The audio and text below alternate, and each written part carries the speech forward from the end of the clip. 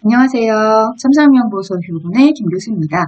자, 여러분 이번 시간은 요양보 강론 중에서 신체활동 지원의 마지막 파트예요. 네. 어렵고 길고 좀 복잡하고 네, 그런 부분들은 무난히 지금 또 넘어서 이제 신체활동 지원의 마지막 간단하게 정리하고 갈 수 있는 네, 그런 부분들을 여러분이 이렇게 순차적으로 오셨어요. 네. 자, 그러면 이 요양보 강론 세 번째 파트는 어디냐? 바로 가실게요. 감염 파트죠. 네, 우리가 감염성 질환입니다. 라고 했을 때 감염성 질환의 가장 중요한 예방법은 사실 손 씻기예요. 근데 손 씻기는 네, 여러 군데에서 사실 이렇게 세 군데에서 등장을 하는데 이 감염성 질환 예방 파트에서 가장 자세히 나와요. 그 손 씻기를 하실 때 예, 어떻게 해야 되나요? 그런 정확한 방법에 대한 설명들을 이 부분에서 다뤄주죠. 자, 그럼 첫 번째는 흐르는 미온수로 손을 적시고 중요한 건 흐르는 네. 우리가 담근물 또는 뭐 고인물 이런 걸로 쓰게 되면 세균이 계속 있는 물에 또 닦고 하는 거니까 흘려보내야 되는 거죠. 그래서 흐르는 물이에요. 자, 그럼 두 번째는 뭐냐? 액체 비누에 액체. 그럼 뭐는 안 좋다? 그렇죠. 바형태 고체 비누. 액체 비누는 눌러 쓰는 거에서만 예, 우리가 비누가 나오기 때문에 딱히 오염될 위험도가 적어요. 근데 고체 형태의 반은 전체가 다 문제죠. 네, 물기로다가. 그러면 그 물기가 내려놨을 때 다 말라야 되는데, 예, 그렇지 않죠. 예, 그러면 균의 습성은 뭐예요? 물기를 좋아해요. 그러니까 바형태의 고체는 수분기에 물기가 남아있으면 공기 중의 균들이 예, 그 안에 막 뽀글뽀글뽀글 달라붙는 거예요. 그러면 네, 세균으로 감염될 가능성이 있다는 거죠. 자, 그 다음에 이제 씻어요, 손을요. 준비가 됐으면 다 씻어요. 손바닥, 손깍지, 그쵸? 손톱 및, 네. 우리가 6단계라고 해서 손바닥, 손톱과 손바닥, 바닥에 마주대고 깍지를, 가락을 마주대고, 엄지손가락은 따로, 마지막은 손톱. 뭐 밖에도 상관없어요. 근데 중요한 건 골고루 다 닦습니다. 사실 이게 제일 중요한 거죠. 자, 그 다음에 흐르는 온수로 비누를 헹궈내요. 그 다음에 물기를 닦을 때는 휴지 또는 깨끗한 마른 수건으로 물기를 제거합니다. 네, 깨끗한 마른 수건. 네, 한 번 썼던 수건이 젖어버리면 그 다음은 쓸 수가 없어요. 왜냐, 젖은 수건에는 세균이 서식하기 때문에.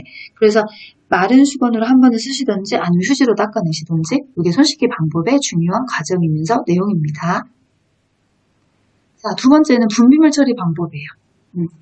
자, 우리가 분비물이다라고 하면 네, 어르신의 몸에서 나오는 뭐 가래라든지 소변이라든지 대변이라든지 네, 그런 배설물들의 균을 포함할 수 있는 것들을 분비물입니다라고 얘기를 해요. 그래서 어떻게 해야 되냐? 네, 반드시 장갑은 끼세요. 격리 장소에 따로 배출시켜 주세요. 네, 그 다음에 묻은 가정에서 어떤 물이나 네, 배설물이 묻은 의류나 물건도 따로 세탁하십니다. 근데 중요한 건 네, 이미 빨간색이 쳐져 있어요. 혈액이나 체액에 묻었다면 물의 순서가 중요한 거죠. 찬물로 먼저 닦고 더운 물로 헹굽니다. 이유는 우리가 혈액이나 체액은 더운 물로 먼저 하시면 응고, 달라붙어요. 그래서 옷에 지워지지 않을 거예요. 그러니까 물의 순서가 바뀌지 않는 것이 여기선 중요한 내용이에요. 네. 자, 다음으로 넘어갑니다. 교재에는 네, 이렇게 분별 처리 다음에 대상자 위생관리도 있고 요양보소 위생관리도 있어요. 네, 근데 저는 여기 특강에 넣지 않았어요. 왜냐, 상식으로도 푸실 수 있는 간단한 문제. 네, 시험에 나와주시면 어우 출제원님 감사해요. 보너스 문제입니다. 이렇게 하고 여러분이 읽으시면 순조롭게 답이 보이실 거예요. 자, 우리가 감염에서 사실 가장 많이 시험에 나왔을 때 좀 오답률이 자꾸 생기는 데가 어디냐면 지금 여러분이 보시고 계시는 흡입 물품 관리법이에요. 네, 왜냐? 말바꾸기거든요. 말바꾸기는 꼼꼼히 읽어보시는 네, 그 꼼꼼함이 사실은 답을 맞출 수 있는 확률인데 자, 그럼 흡입물품 관리에 대해서 네, 어떻게 해야 되냐? 1일 1회 이상 깨끗이 닦습니다. 중요한 거요. 1일 1회 이상이죠. 닦는 거 3개 나와요. 닦는 거. 네. 그럼 닦는 게 뭐가 있냐? 섭취해서 위관 영양 주머니. 네. 그 다음에 배설에 뭐 이동 변기 변기 바지, 대변물, 소변 바지 이런 것들. 저는 항상 그렇게 설명하거든요. 먹고 싸는 것은 네, 매번 하셔야 됩니다. 이렇게 얘기해요. 근데 이 흡입 물품 먹고 싸는 게 아니에요. 그래서 하루에 한 번 이상, 실제 병원에서도 하루에 한 번밖에 세척하지 않거든요. 그래서 이 1일 1회의 숫자가 바뀌지 않게. 그 그 다음에 한 번 사용한 카테터는 어떻게 하셔야 되냐? 물에 담가 놓습니다. 이 뒷말을 잘 기억하셔야 돼요. 다 틀려요. 이게 물에 담가 놓습니다. 아닌 건 다 틀리는 거예요. 그냥 무조건. 왜냐, 요양보호사 시험은 딱 전형적인 표준 교재에 맞춰져 있어요. 표준 교재에 있는 내용대로 답을 찾아야 100% 정확도. 네. 그래서 말이 조금만 바뀌어도 정말 오답이 돼요. 정확하게 아는 게 중요해서 한 번 사용한 카테터는 네, 다른 거 다 맞지 않고 물에 담궈 놓는 걸로 하시면 돼요. 자, 세 번째는 뭐냐면 흐르는 물의 카테터는 네, 어떻게 씻어요? 비벼 씻어요. 어디다가요? 그렇죠. 여기도 흐르는 물. 손 씻기처럼 똑같이 흐르는 물이에요. 자, 그 다음 네 번째는 소독할 컵은 냄비 뚜껑을 닫은 채. 네, 중요한 건 또 뚜껑을 닫아야 돼요. 뚜껑을 닫고 삶아야지만 네, 공기 중에 균들이 그 삶는 용기 안에 주변으로 세균이 붙는 걸 막아줄 수 있거든요. 그래서 뚜껑을 닫고 닫은 채 삶았어요. 그럼 또 건져낼 때는 어떻게 해야 되냐? 뚜껑을 닫고 물을 버리고. 아니 교수님 뚜껑을 닫고 물을 어떻게 버립니까? 네, 할 수 있어요. 완전히 다 네, 열어버리라는 얘기가 아니라 물이 떨어질 만큼만 살짝 공간을 열어두고 그 다음에 거기다 물을 다 따라버린 상태에서 마지막에 뚜껑을 열고 건지셔서 자연건조 들어가시라는 거죠. 왜냐면 삶고 나서 소독을 하고 나서 뚜껑 확 다 열어버리면 또 공기 중에 세균이 그 물을 보고 주변을 싹 몰려들어요. 네, 그러면 2차 감염. 그다음 카테터 등 고무 제품 같은 것들은 15분 이상 끓인 후 네, 쟁반에 넣어서 어디서요? 그늘에서 말려되죠. 햇볕에서 말리면 쫙 녹아버려서 달라붙기 때문에 형체를 쓸 수가 없어요. 자, 사용한 물품은 깨끗이 씻어놓은 후 항상 사용하기 직전에 소독합니다. 네. 다음은 복지용구로 가세요. 복지용구. 자, 복지용구는요. 무엇을 아셔야 되냐? 지금 여러분 보시는 표. 네. 표에 보면 대여 품목 8종, 구입 품목 8종, 11종 이렇게 두 개를 나눠놨죠. 네. 그래서 대여 품목과 구입 품목을 구분해놨어요. 누가요? 보건복지부 장관이 고시했다는 거죠. 네. 근데 이제 두 개 내용을 보시다 보면 우리가 이제 제도가 좀 살짝 생각이 나셔야 되는데 제도에서 제가 복지용구는 기타 재가급여와 같은 것입니다 라고 말씀드렸고요. 이 복지용구는 연간 160만원 한도 내에서 그쵸? 우리가 대여할 수도 있고 구입할 수도 있어요. 근데 이렇게 두 개를 나눠서 대여 품목 8종, 구입 품목 11종을 나눠놨지만 대여도 되고 구입도 되는 같이 써도 되는 게 하나 있죠. 그리고 여러분 책에 이미 빨간색으로 이렇게 표시를 해드린 거예요. 욕창 예방 매트리스는 구입과 대여를 같이 쓸 수 있는 물품이에요. 근데 그거를 제외한 나머지들은 딱 나눠져 있어요. 둘 중에 하나는 외우셔야 돼요. 저는 대여 품목을 외우세요 이렇게 말씀드리거든요. 그냥 대여는 일단 커요. 장비예요. 비싸요. 여기가 외워지기 쉬워요.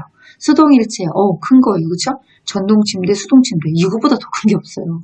이동욕조 이것도 커요. 목욕 리프트, 배외 감지기, 경사로, 욕창 예방 매트리스. 네, 요거 이제 대여 품목에 들어가요. 자, 제가 읽으시면서 여러분 이 물품들이 품목들이 이렇게 머릿속에 기억이 나세요? 네. 우리가 수동침대까지는 다 알아요. 근데 이제 이동욕조부터는 그 물품들이 그림에 이렇게 떠오르셔야 돼요. 그죠? 그래야지만 얘가 비싼 거야, 큰 거야, 작은 거야 이렇게 확인할 수 있으니까. 근데 하나 좀 먼저 알려드리고 싶은 건 경사로예요. 경사로. 우리가 안 보이니까 지우고 다시 물어볼게요. 경사로다 이렇게 얘기를 하면 어떤 거냐? 이 경사로의 복지용구는 생각 한번 해보실래요? 휠체어 같은 것들을 자동차에 탑승할 때 깔아주는 길 있죠, 레일. 그 경사로예요. 이걸 구입해서 어디다 쓰시기 그렇죠. 네, 그게 대여예요. 근데 가끔 여기 정리가 이 물품이 연상이 안 되신 분들은 경사로를 보고 그냥 문턱 경사로 생각하시는 분들 계세요. 절대 네버 아닙니다. 문턱 경사로 생각하시는 분들은 그거 뭐하러 빌려 하나 사고 말죠? 이렇게 하면 벌써 품목이 확 달라져요. 그래서 이 품목을 읽으시면서 얘도 똑같이 체위변경처럼 품목의 사진들이 머릿속에 떠올라야 되는 연상 작업이 가능하셔야지만 이 품목들을 구별하시는 게 좀 쉬워질 거예요. 교과서에는 이렇게 물품 하나씩 주의점도 설명하죠. 네, 제가 수업 시간에 체크는 해드렸을 거예요. 이제 그거는 여러분 숙제로 넘어갑니다. 왜냐면 많이 안 나와요. 나와야 사실 한 문제 정도인 거고 이 품목을 외워서 암기해서 풀어야 되는 거기 때문에 여기가 우리가 구분을 줘야 되는 부분이지 나머지는 암기가 필요 없어요. 네, 명칭들을 좀 기억하시고 이해로 그걸 푸시면 가능합니다. 자, 그럼 다음으로 넘어갈게요. 자, 다음 영역은 안전관리예요. 네, 우리가 안전관리는 크게 두 개. 하나는 낙상, 하나는 재해. 네, 이렇게 두 가지로 나눠서 볼 거예요. 자, 그럼 이제 낙상입니다. 위험 요인이 신체적 위험 요인도 있고, 환경적 위험 요인도 있고, 행동적 위험 요인도 있어요. 네. 근데 이제 요양보호 선생님이 위험 요인을 좀 조절해 줄 수 있고 도와줄 수 있는 방법은 환경적인 거죠. 네.